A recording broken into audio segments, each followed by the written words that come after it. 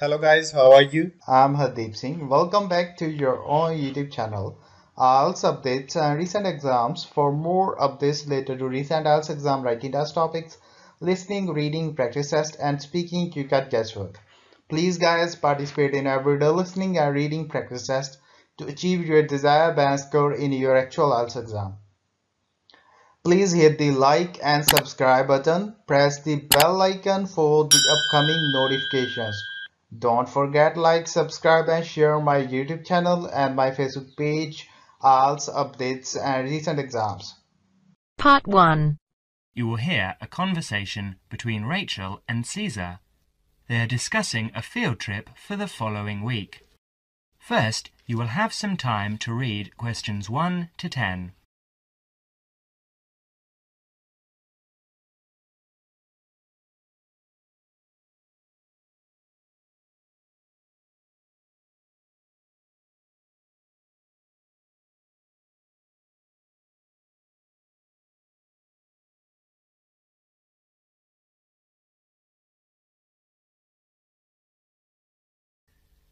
Now listen carefully and answer questions 1 to 7. Hi, Caesar. How are you? Good, thanks, Rachel. I'm fine. I was going to ring you tonight, so it's a good thing I've run into you. I wanted to remind you about the field trip, the 2-day field trip next week. What field trip? The geography field trip to the Warragamba Dam and the water treatment plant. It's a compulsory part of the first year environmental science course. Didn't you know about it? No, I must have missed that piece of information. This is news to me. But give me the details, please. Sure. Well, we have to meet outside the library next Monday at 7 in the morning, or you can meet us at 7:45 at the bus station in time to catch the coach, which departs at 8 o'clock. Oh, all right. And how long does it take to get to this place? Well, once we're on the coach, it will take about 2 hours. No, actually more like 2.5 hours at that time of day. And it could take as long as 3 hours to come back the next day because of the evening traffic. And what's the purpose of the trip? Didn't you get the course outline? You don't seem to know anything about this course. Well, remember, I only started at the university a month ago, so I joined the course 2 weeks late, and I've been trying to catch up ever since. Oh, of course. Well, we spend the first day visiting the dam. I believe we actually go inside the wall of the dam, which is really quite interesting, to see the dam functioning, how much they regulate the water supply each day, depending on how much water is needed downstream in Sydney. Oh, okay. And, so if this is a 2-day trip, where are we staying? Not camping by the dam, I hope? No, not camping. They do actually have some overnight cabins near the dam for visiting groups, but we're spending the night in a youth hostel in a town nearby. That's all been arranged by the university. And what about meals? Should we take our own food along? No, you won't need to do that. The hostel provides 2 meals, breakfast and an evening meal, and we can find a cheap place to buy lunch. Great. So, is this the only dam that supplies water for Sydney? There are a couple of others too, but this is the main one. Well, with a population of over 4.5 million people, I suppose we do use thousands of litres each day. Absolutely. In fact, according to my notes here, they pump the water through something like 20,000 kilometres of pipes and canals and store the water in 262 service reservoirs. And each day we use enough water to fill 600 Olympic swimming pools. Now you will have another chance to look at questions 8 to 10.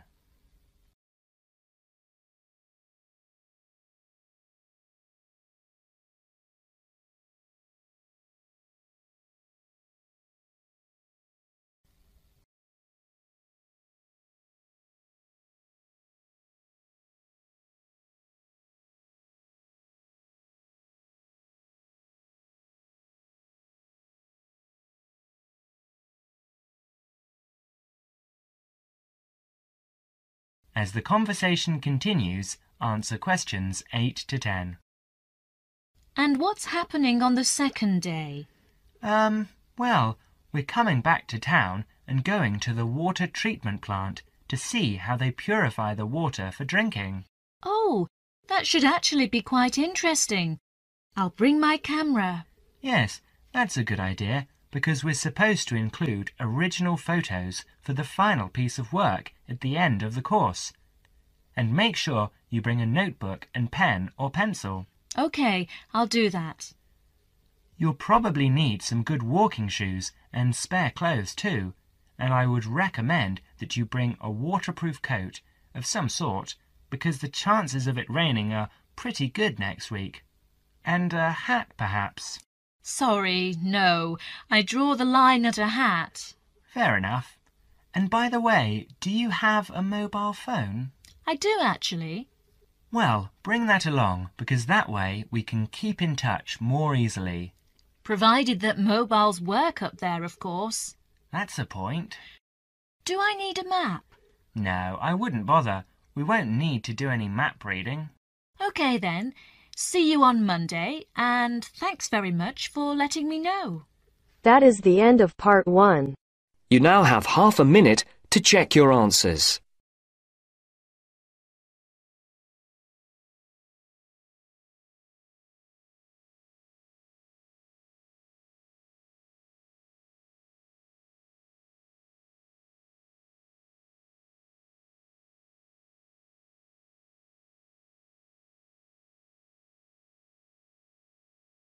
Now turns to part 2. You will hear an extract from a radio program called Consumer's Choice, which gives advice to consumers on how to make complaints. First, you will have some time to look at questions 11 to 20.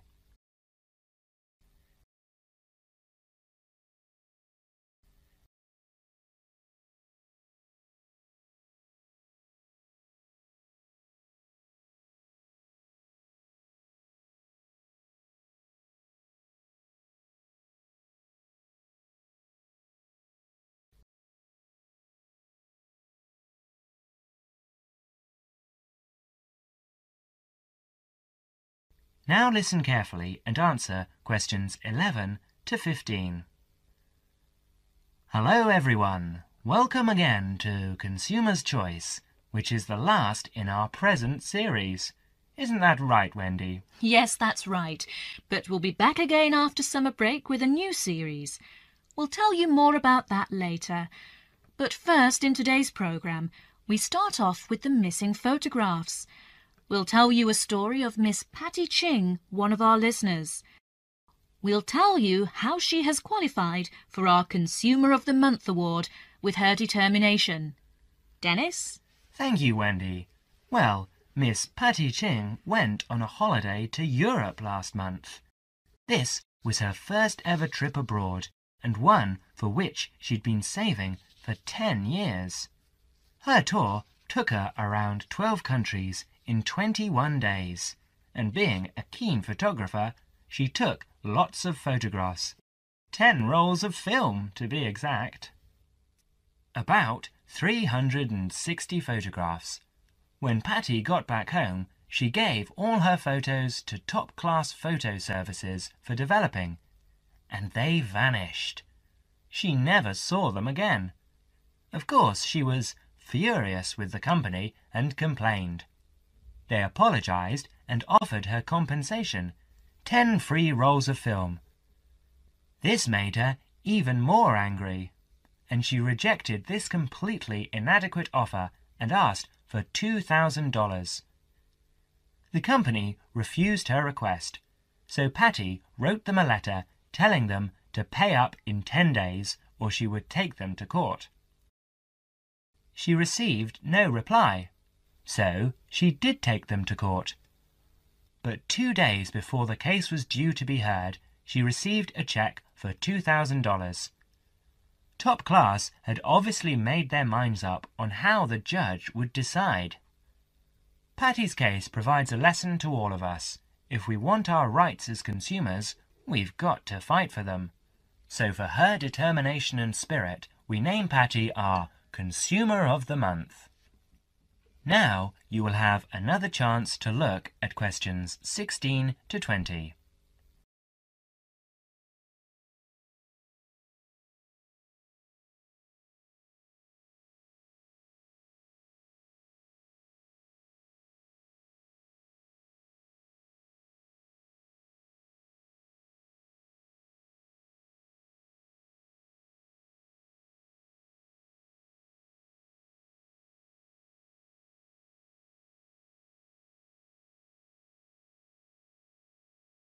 As the conversation continues, answer questions 16 to 20.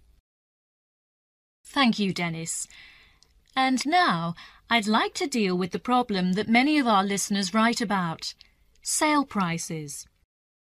When we go to a sale and see a sign on something saying 50% off or $300 reduced to $100, how do we know the prices really have been reduced? One of our listeners, Mr. Alvin Locke, tells his story. In a department store where I sometimes shopped, I saw a leather belt priced at $100. Too expensive for me, but I liked it and thought I might buy it next time the store had a sale. The store did have a sale, and I went back to look for the belt. It was there all right, but the ticket on it now read $200 reduced to $150. The sale price was actually higher than the normal price. What can we as consumers do in a case like this? The answer to Alvin's question is that, at the moment, all we can do is to complain to the store's management and bring these cases to the attention of the public. Bad publicity might help to put a stop to this dishonest practice.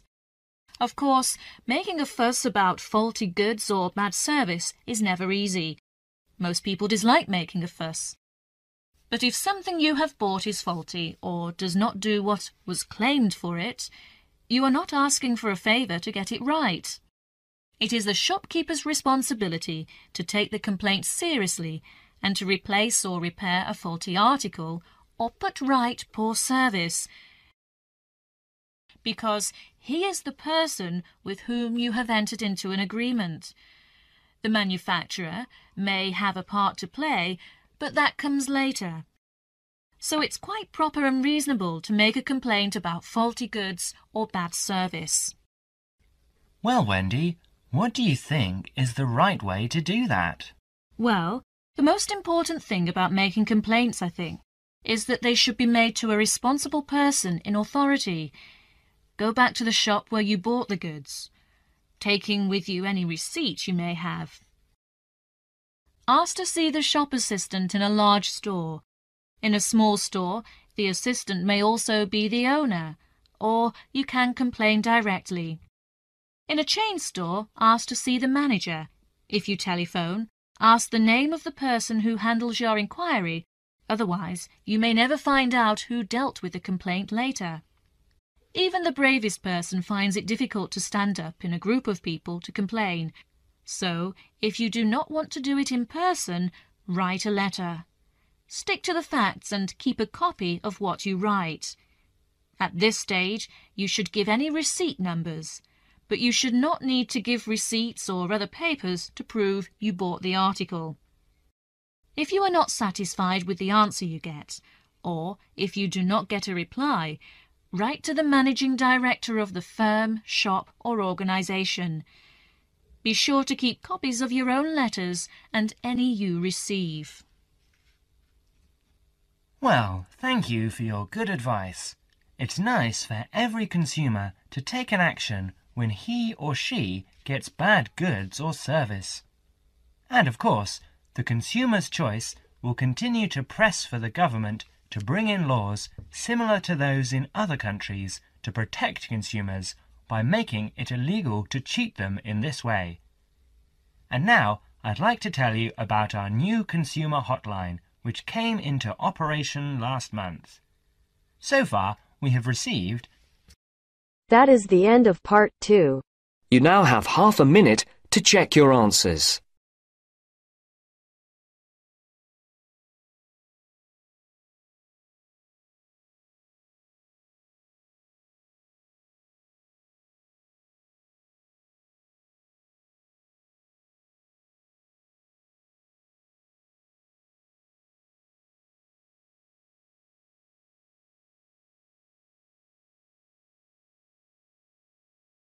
Now turns to part 3.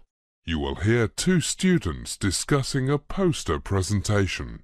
Firstly, you have some time to read questions 21 to 25.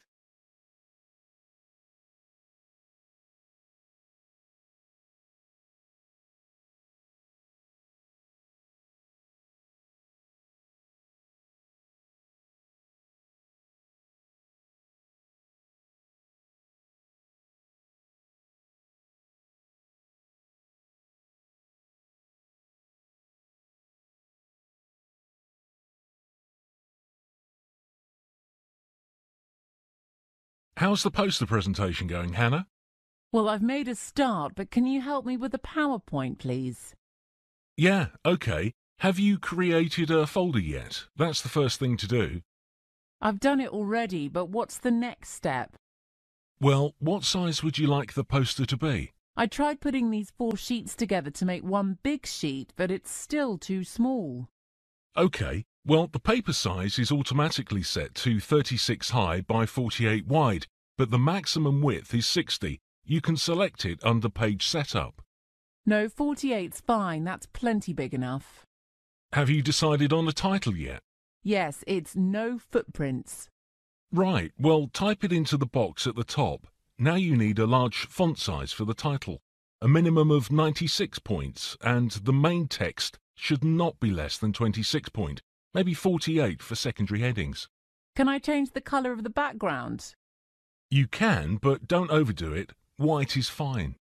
How do I insert my text? It's easy, just cut and paste it from your essay. And can I insert images in the same way? Have these been scanned in, or were they taken with a digital camera? There's mostly photos that I've taken and copied into My Pictures.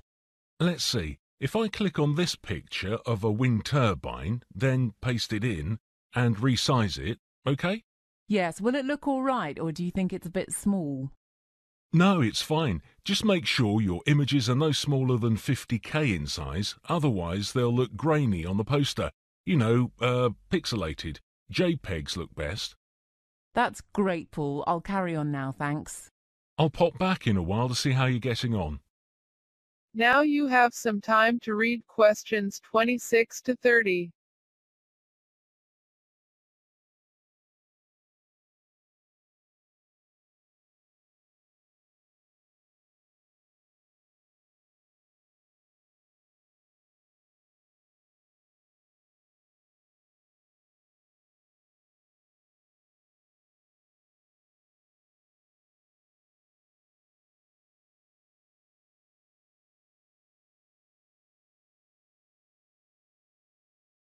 I see the poster's taking shape now, Hannah. Oh, hi, Paul. I've got all the text in now and done some editing. What do you think of it so far? I like the piece in the middle box about offsetting emissions. Where did you get that from? Off a web page. Okay, fine, but you'll still have to cite it in your references. Where should I do that? At the end, in the final box on the template. Do you like the picture of the carbon cycle? It's from an old school book. Yes, I like the colours. It stands out very well. But I think you should move it and attach it to the introduction. Okay, that's a good idea. I'll move it straight away. Now I need to insert this table showing carbon emissions for different types of personal transport based on official government figures. Well, just hold on a moment. Have you saved your work yet? No, I better do that first. I don't want to lose anything. Right. Now use the paste special command so it imports the table as a graphic file. This is going into the second box, is it? No, the next one after it. Yes, that looks very neat, but can I make a suggestion? Yes, go on. What is it? Well, you haven't put your name anywhere. You can put it below the title, though in a smaller font, obviously. Okay, I'll do that. And it would look more professional if you inserted the college logo. Well, where can I find it? Try the college's homepage. Put it in the top 2 corners, then you're just about done. That is the end of part 3. You now have half a minute to check your answers.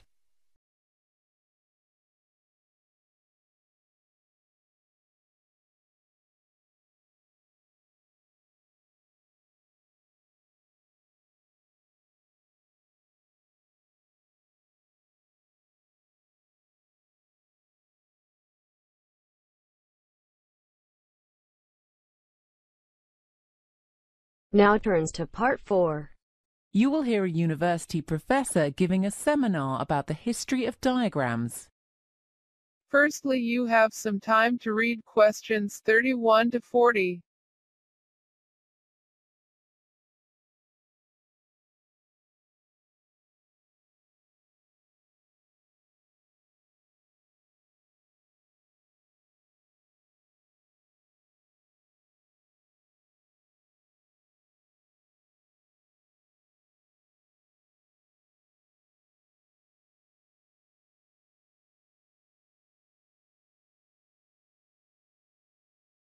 Good morning. I'm Professor Menzies, and I've been asked here today to talk about diagrams. By way of introduction, I'd like to run through the history of diagrams from the earliest times, mainly because we need to be clear about what we mean by the word diagram, as opposed to other similar terms such as picture, illustration, or sign. Historically, it's important to make these distinctions because, for example, rock art can be traced back tens of thousands of years, as in the depiction of wild animals in cave paintings in Europe, or in Aboriginal rock art. These probably reflect early man's respect for animals, or have religious significance. Either way, images like this are not classed as diagrams, only pictures or illustrations. Similarly, we can also discount the hieroglyphics carved into stone in Egyptian writing, where pictures were used to indicate words or sounds. We still use pictures to convey messages today, for example, traffic signs to indicate speed limits, but pictures like this are not classed as diagrams. Instead, a diagram is a drawing showing a relationship between the objects in the diagram. An early example of a diagram can be found in Pythagoras' theorem of around 500 BC.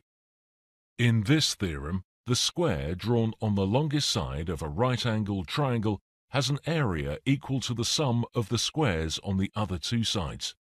300 years later, another Greek mathematician, namely Archimedes, also a scientist and astronomer, drew numerous diagrams associated with his many theories, ideas, and inventions, which are still abound today. For example, Archimedes used geometric drawings to calculate the mathematical constant pi, the ratio of a circle's circumference to its diameter. Another well-known type of diagram is the map. Maps can be traced back over 500 years. The Wikipedia dictionary defines a map as a diagrammatic representation of an area of land or sea showing physical features, cities, roads, etc. For example, a street map. The inclusion of axes and coordinates in maps and charts had to wait until the 17th century, invented by Descartes. In the modern era, we still think of diagrams in terms of maps, charts, and graphs, but also any drawing that aids the comprehension of complex information by displaying it in a visual way. In the mid-19th century, the British nurse Florence Nightingale used a diagram resembling a pie chart to great effect when depicting the causes of mortality of injured soldiers. Mathematicians employ a wide range of diagrams, particularly in geometry and statistics. Examples include graphs, histograms, Venn diagrams, tree diagrams, and box and whisker plots. So I think it's fair to say that a high proportion of diagrams are linked to mathematical data, but not exclusively so. Flowcharts are one of the better-known non-mathematical diagrams. They were invented in the 1920s and gained popularity in the 1960s with the development of simple computer programs consisting of a set of stored instructions, which is why we're interested in them today. The elements of a flowchart are a series of boxes linked by lines and arrows. The reader starts at the top box and works downwards, or sometimes sideways, or even loops back to the original box, depending upon the instructions in the box. Flowcharts enable the reader to make the correct decision in response to questions that require either a yes or a no answer. Typically, a flowchart ensures that the correct procedures are followed in business practice, or that the correct sequence of operations are adhered to in a manufacturing process. All flowcharts use a set of geometric shapes, for example, oval-shaped boxes to indicate the start and the end of a flowchart, rectangles to enclose instructions stating what action needs to be taken, diamond shapes for decision boxes, whether the question has a yes or no answer. Lines with arrows extend from the decision box to direct the reader to the next piece of information or process to be carried out. That is the end of part 4. You now have half a minute to check your answers. So guys, don't forget like, subscribe and share my YouTube channel and my Facebook page, IELTS updates and recent exams. For more updates related to recent IELTS exam writing test topics, listening, reading, practice test and speaking, you got guesswork. Please guys, participate in everyday new IELTS listening and reading practice tests to achieve your desired band score in your actual IELTS exam. For more IELTS material, visit my official website www.ieltsupdatesandrecentexams.com. The link is given below in the description. If you need PDF files of latest IELTS material, then please join my Telegram channel. So guys, please write your score below the comment section. Again, thanks for listening. God bless you all guys. Stay tuned, stay safe.